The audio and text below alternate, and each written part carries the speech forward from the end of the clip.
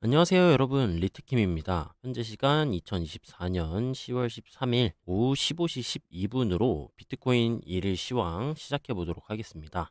시황에서는 접근해 볼 수 있는 매수 관점 구간들 살펴볼 예정이니까 참고하시면 좋을 것 같고요. 비트코인 달러 차트 1시간봉 작도적 관점부터 살펴보도록 할게요. 일단 어제 비트코인 일일 시황에서 설명드린 대로 움직이는 모습이에요. 어제 시나리오가 궁금하셨던 분들은 이제 채널 들어가셔서 어제 영상 돌려보시면 되겠고요. 다시 본론으로 돌아와서 설명드리면은 이제 트럼프 발언 관련 호재를 등에 업고 어센딩 상단, 이 상단이라고 보기는 애매하고 이 이전 수렴 상단 전고 매물대 10만 1,900불 구간 101.9K 구간을 살짝 돌파해 주었었던 모습이었지만 이제 PPI 예상치 상회로 이제 하락이 재차 나와 주었었다. 이 상단 구간 돌파는 휩소 구간이었다라고 볼 수가 있겠고요. 현재는 이제 하락 반전 패턴인 쌍봉 패턴, 쌍봉 패턴이 등장을 하고 이 넥라인 구간 10만 300불 구간을 이탈을 해주는 모습이고요. 리테스트 저항 받고 하락 조정이 진행되는 형태라고 볼 수가 있겠습니다. 현재는 조정이 진행되는 형태이나 현재 바닥 구간을 다져주면서 상승이 나와주려고 하고 있는 모습이기에 재차 한번 반등 가능성에 대해서 생각을 해볼 수가 있겠고요. 만약 추가 조정이 진행된다면 이 기존 수렴의 상단 추세선 혹은 98.3K 구간에 존재하고 있는 이 수평 지지선에서 반등이 나와준지 유무를 체크하시면 되겠습니다. 수렴 상단 부근을 돌파 이후 그 다음에 전고 매물대 구간을 돌파를 실패해준 모습이기 때문에 현재는 이 수렴 구간에서 매물대 구간을 돌파를 실패를 하면서 수렴에서 상승 반전 패턴인 어센딩 트라이앵글 패턴으로 지금 전환된 모습이다라고 볼 수가 있겠고요. 비트코인이 최고점 갱신이 나와주려면은 이 어센딩 트라이앵글 패턴, 이 삼각형 부근의 넥라인 부근인 101.9K 구간을 돌파를 해줘야 된다. 따라서 지금 이 최고점 구간인 이 104K 구간을 돌파를 하려면은 이 구간의 돌파 유무가 굉장히 중요하다는 점 알아볼 수가 있겠고요.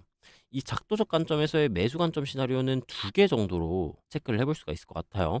이제 첫 번째는 어센딩 상단 넥라인 구간 이 10만 1,900에서 10만 2,400 이 제일 윗골이 기준으로 보게 된다면은 이제 102.4K 정도 구간인데 101.9K 구간을 돌파를 해줄 때 강한 거래량이 나와주면서 장대 양봉, 강한 거래량이 나와주면서 돌파를 해주거나 혹은 돌파하고 나서 나와주는 이 리테스트 반등이 나와주는지를 체크를 해봐서 매수 관점으로서 접근을 해볼 수가 있을 것 같고요.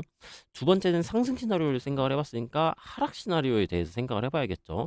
이 구간을 돌파하지 못하고 아니면은 현재 구간에서 바로 조정이 나와준다든지 조정 이후에 이 수렴 상단 혹은 이 98.3K 매물대 구간에서 터치를 해주고 상승 반전 패턴, 뭐 쌍바닥의 형태, 아니면 하락세기의 형태, 아니면은 역헤드앤 숄더 패턴 등, 혹은 상승 반전 캔들 패턴이 등장을 해주게 된다면은 하락이 나와주더라도 고려를 해볼 수가 있겠고요.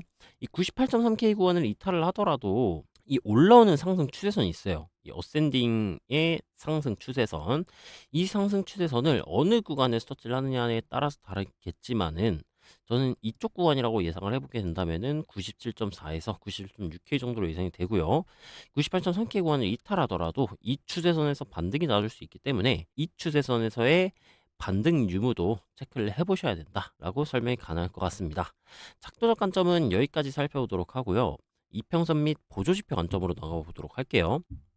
이평선의 색깔부터 먼저 설명을 드려보도록 하겠습니다. 이평선의 색깔은 파란색이 20, 주황색이 60, 보라색이 120, 검정색이 241 이동 평균선이고요. 현재는 이평선이 역배열에서 정배열로 추세 전환이 완료된 모습인 점을 알 수가 있겠습니다. 그러면 정배열로 추세 전환이 완료가 됐으니까 차트가 우상향을 해야 되는 것이 아니냐라고 생각을 하실 수가 있는데, 다만 현재 22동 평균선의 기울기가 하반 기울기로 강한 모습이에요.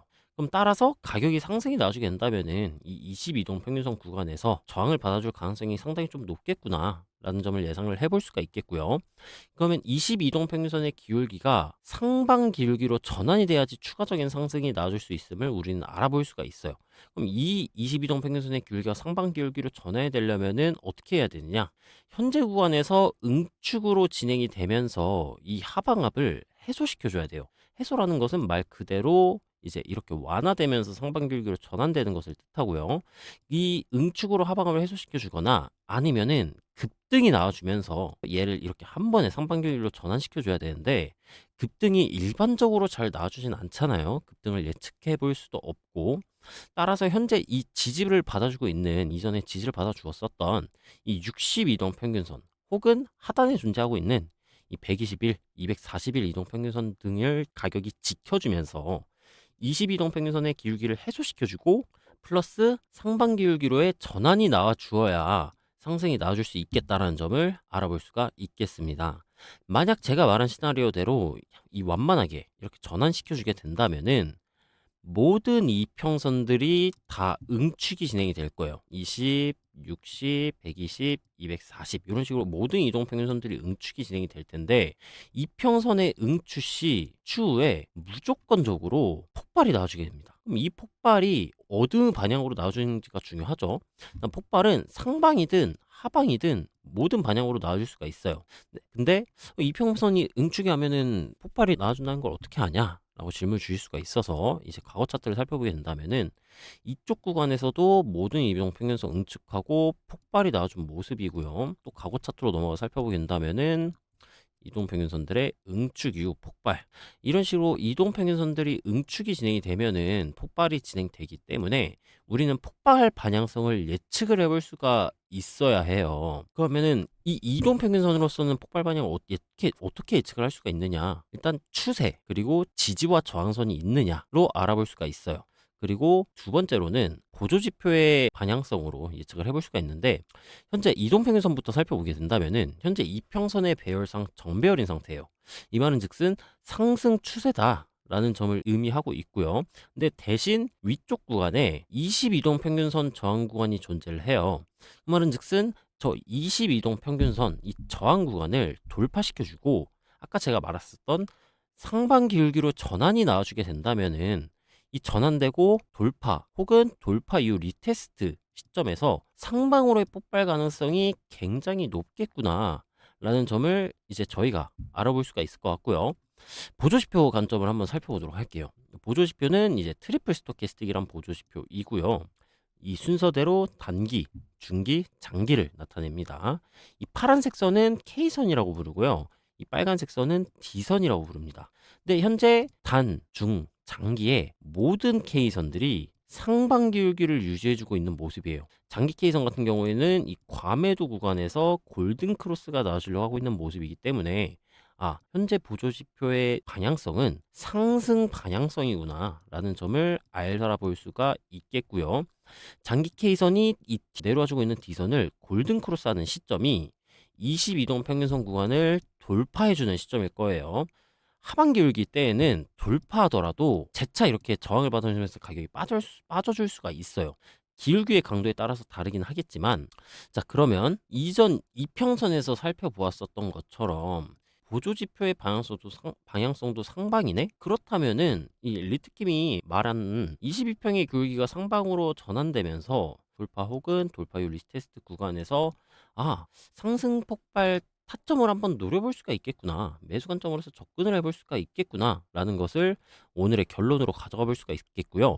만약 상승 폭발이 진행이 된다라고 한다면은 이 목표가 부근은 매물대 기준으로 잡는 게 제일 좋아요. 왜냐면은 1시간봉 부근에서 폭발이 나와주게 된다면은 뭐 더 상위 시간봉에서 저항 구간이 있을 수 있겠지만 지금 구간 저희가 보고 살펴보고 있는 1시간봉 관점에서는 위쪽 구간의 저항 구간이 매물대 말고는 없습니다. 따라서 목표가 부근은 매물대 기준으로 선정을 하시면 되겠고 매물대 구간은 어느 구간에다 설정을 해야 되냐 아까 작도 관점에서 보았던 그 매물대 구간들 있죠. 예를 들어서 이 101.9K라든가 아니면은 이 구간도 돌파를 해주게 된다면은 이 104K 구간인 최고점 구간까지도 한번 노려볼 수가 있겠구나 라는 점을 알아볼 수가 있고요. 참고하시면 되겠습니다. 오늘 일일 시황은 여기서 마무리해 보도록 하겠고요. 팍스경제TV에 제가 출연하고 있는 월화목금 11시에서 11시 50분까지 진행하고 있는 전지적 코인 시점 많은 사랑 부탁드립니다. 오늘 영상이 도움이 되셨다면 구독과 좋아요 한 번씩 눌러주시면 감사드리겠고요. 방송에서 설명드리는 관심 코인 이외에 궁금하시거나 코인 관련 뉴스 정보들을 받아보실 분들은 화면에 보이는 전화번호 010-2717-3614번으로 리트라고 문자 보내주시면 제가 운영하고 있는 커뮤니티 입장 도와드릴 테니까 많은 문의해 주시면 감사하겠습니다. 시청해주신 여러분들 모두 감사드리고 성투하시길 바라겠고요. 이 영상에서 제공하는 정보는 개인의 의견일 뿐 특정 자산 가격의 상승과 하락을 보장하진 않는다는 점 유의하시기 바랍니다. 저는 월요일 오후 시황으로 다시 돌아오도록 하겠습니다.